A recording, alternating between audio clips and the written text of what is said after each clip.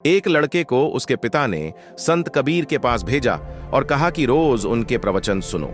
लड़के ने कबीर से कहा कि मैं तो समझदार हूं, मुझे प्रवचनों की जरूरत नहीं है। संत कबीर के कई ऐसे प्रेरक प्रसंग प्रचलित हैं जिनमें सुखी और सफल जीवन के सूत्र छिपे हैं। इन सूत्रों की वजह से हमारी कई समस्याएं दूर हो सकती हैं। कबीर से जुड़े एक प्रसंग के अनुसार एक दिन क्षेत्र का एक लड़का संत कबीर के पास पहुंचा। लड़के ने संत कबीर से कहा कि गुरुजी, मैं पढ़ा लिखा हूं और अपना अच्छा बुरा समझता हूं, लेकिन मेरे माता पिता ने मुझे आपके प्रवचन सुनने भेजा है। आप ही बताइए, मेरे जैसे समझदार इंसान को सत्संग की क्या जरूरत है? कबीर जी ने उस लड़के की पूरी बात सुनी। इसके बाद भी वे चुपचाप रहे।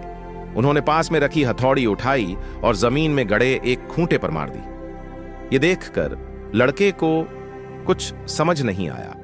कुछ देर बाद वह वहां से चला गया। अगले दिन वही लड़का कबीर के पास वापस आया और बोला कि मैंने कल एक प्रश्न पूछा था, आपने उसका उत्तर नहीं दिया था। कृपया आज मेरे प्रश्न का उत्तर दे दीजिए।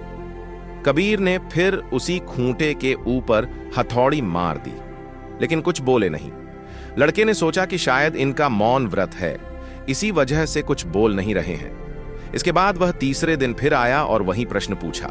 इस बार भी कबीर ने उसी खूंटे पर हथौड़ी मार दी। यह देखकर लड़के का धैर्य टूट गया।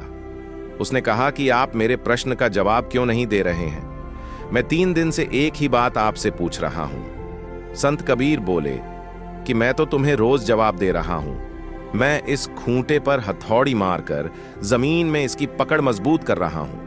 अगर इस खूंटे की पकड़ कमजोर होगी तो इससे बंधे पशुओं की खींचतान से या ठोकर लगने से ये निकल जाएगा। ठीक इसी तरह का काम प्रवचन करते हैं। सत्संग, प्रवचन और अच्छी बातें हमारे मनरूपी खूंटे पर बार बार प्रहार करती हैं, तो हमारे नकारात्मक विचार खत्म होते हैं, सकारात्मक विचार बढ़ते हैं।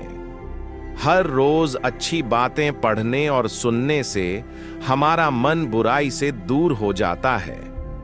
इसीलिए सत्संग जरूरी है।